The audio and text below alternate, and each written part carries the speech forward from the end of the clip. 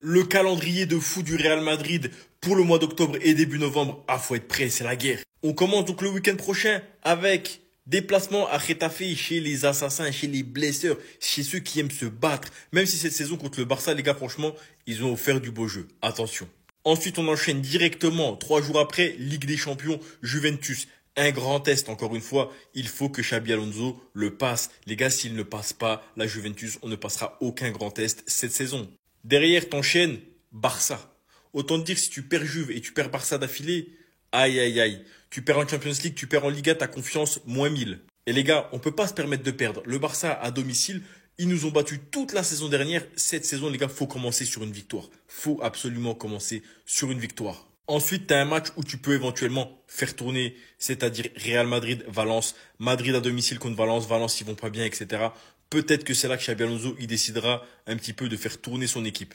Parce que les gars, le match d'après, Liverpool à Anfield contre le Real Madrid le 4 novembre en Champions League. On se souvient de ce qu'ils ont fait au Real Madrid la saison passée. Là, il y a un esprit de revanche. Là, il va falloir y aller et là, il va falloir sortir les grands joueurs, le grand jeu et la grande tactique. Autant vous dire, hein, que ce calendrier, il est risqué. Dites-moi, vous, qu'est-ce que vous voyez? Est-ce que vous voyez 3 points, 3 points, 3 points, ou bien vous voyez des défaites, des matchs nuls?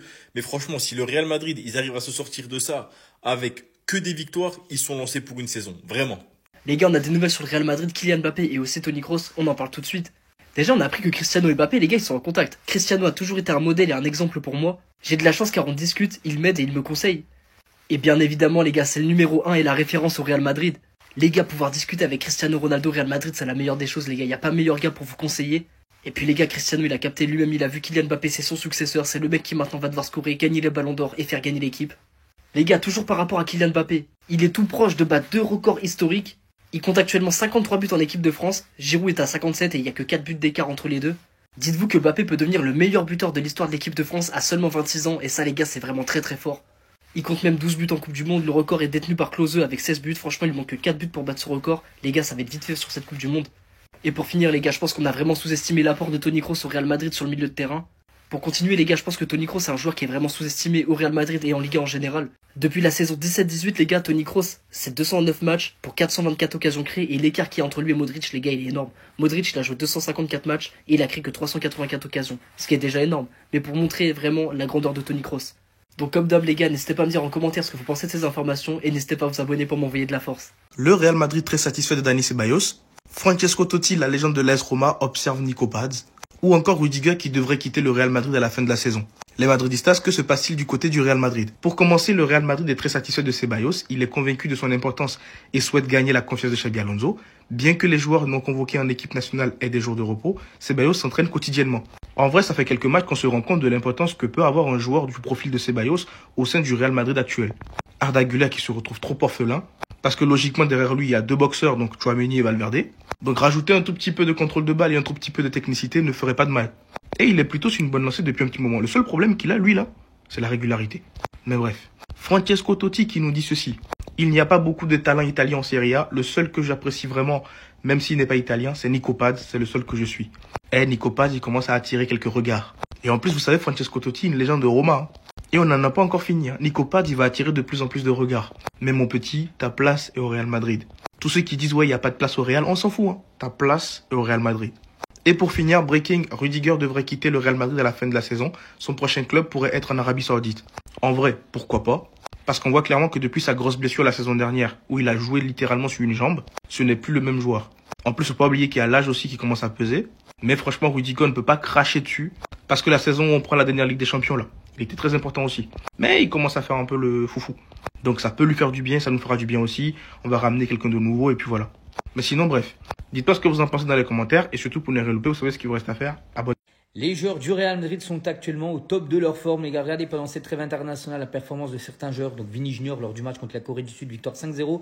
Mais buteur et passeur des Vini Junior, Rodrigo, double buteur. Et l'homme du match lors de la rencontre contre la Corée du Sud. Kylian Mbappé contre l'Azerbaïdjan. Buteur et passeur des Kylian. Donc il sera forfait pour le match demain contre l'Islande. Et concernant Arda Güler, hier, victoire bien sûr de son équipe turque. Donc lui, buteur et 2 passes D bien sûr pour Arda Güler. En grande forme bien sûr, ces 4 joueurs madrilènes. Concernant la reprise de l'entraînement, à noter qu'aujourd'hui et hier, c'était des jours off. Reprise de l'entraînement demain, lundi, bien sûr, pour préparer la prochaine rencontre. Ce sera un match contre Retafe. Et des nouvelles concernant Kylian Mbappé qui est forfait avec l'équipe de France demain soir contre l'Islande parce qu'il s'est blessé contre l'Azerbaïdjan, donc voilà, vendredi. À noter qu'il a passé des tests, hein, et plutôt une bonne nouvelle parce que les gars, il n'y a pas de blessure grave, donc voilà, en gros, il est forfait pour le match des Bleus demain, mais il reprendra l'entraînement demain avec le club du Real Madrid et pourrait être disponible pour le match contre Getafe le week-end prochain. Et on finit les gars avec une déclaration de la légende italienne Totti sur Nico Paz, un joueur que le Real Madrid va certainement faire revenir l'année prochaine. Il n'y a pas beaucoup de talent italien en Serie A, le seul que j'apprécie vraiment, même s'il n'est pas italien, c'est Nico Paz, hein, c'est le seul que je regarde.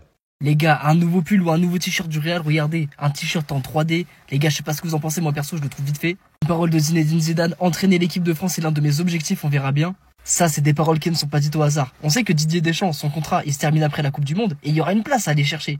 Et qui d'autre de mieux que Zinedine Zidane pour aller occuper cette place de sélectionneur, les gars? Et déjà, les gars, j'ai envie de dire merci parce qu'avec Deschamps, on a les mêmes joueurs, des joueurs qui ne méritent pas forcément d'aller goûter à la sélection. Avec Zidane, je pense que ça va se jouer au mérite. Il va aller chercher les meilleurs joueurs et franchement, c'est parfait. Après, il reste du temps jusqu'à la Coupe du Monde, mais pour moi, c'est quasiment acté. Zinedine Zidane, le double Z sera sélectionneur de l'équipe de France. Après, les gars, nouvelle info, on va faire une petite mise à jour sur les buts et passes D du Real Madrid. Vinicius est le deuxième joueur le plus impliqué au Real Madrid au niveau des buts et des passes décisives avec Arda Güler avec le nombre de 11. Kylian Mbappé est le premier, évidemment, avec 21 GA. Et les gars, faut vraiment commencer à respecter Vinicius parce que vraiment, ok, c'est pas un joueur qui fait parler de lui en bien en ce moment. On sait qu'il a des difficultés au Real Madrid, mais c'est quand même le deuxième joueur le plus impliqué dans les buts et les passes D. Et ça, c'est des stats. Et les stats, ça ne ment pas. Donc oui les gars, je suis d'accord que le football ne se vit pas qu'avec les stats, mais au bout d'un moment, il faut quand même commencer à les regarder un petit peu pour voir que Vinicius est quand même impliqué dans le jeu du Real Madrid. Même si pour moi, à l'heure actuelle, Rodrigo est plus en forme que Vinicius et qu'il mérite plus une place de titulaire au Real Madrid, force est de constater qu'aujourd'hui Vinicius, il sait se montrer efficace les gars. Donc n'hésitez pas à me dire ce que vous en pensez en commentaire de ce t-shirt ou de ce pull, de l'annonce de Zinedine Zidane ou de la forme de Vinicius et comme d'hab, n'hésitez pas à vous abonner pour m'envoyer de la force.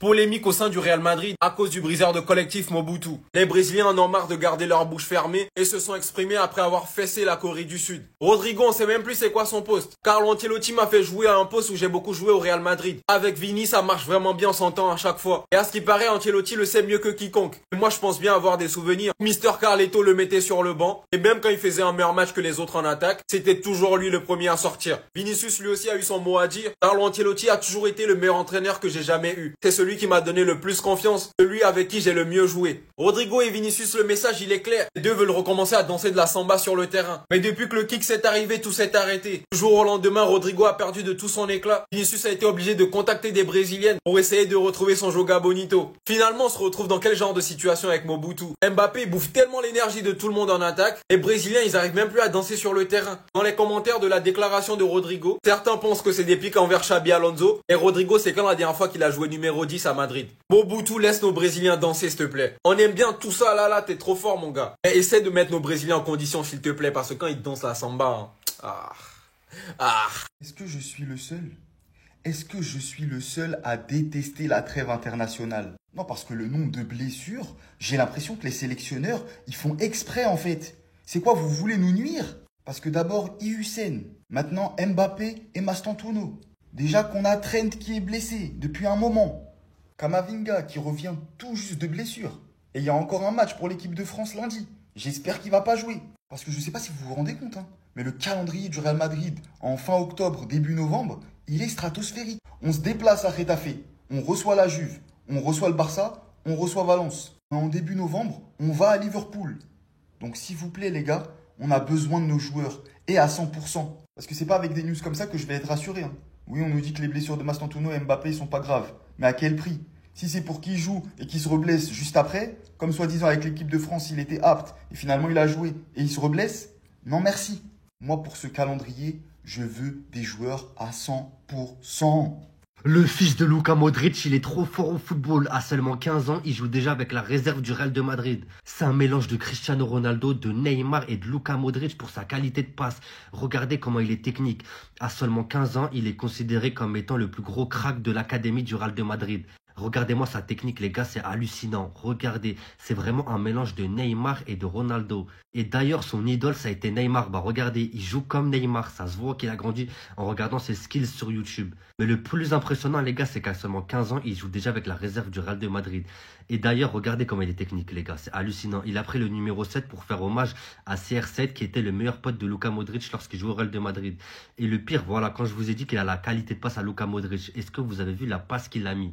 J'espère le voir, les gars, prochainement avec l'équipe du Real de Madrid parce que déjà à 15 ans, il joue déjà avec la réserve. Donc je pense dans les quelques semaines qui vont venir, il va commencer à jouer avec l'équipe première. C'est obligé. Regardez comment il sait tout faire. Il sait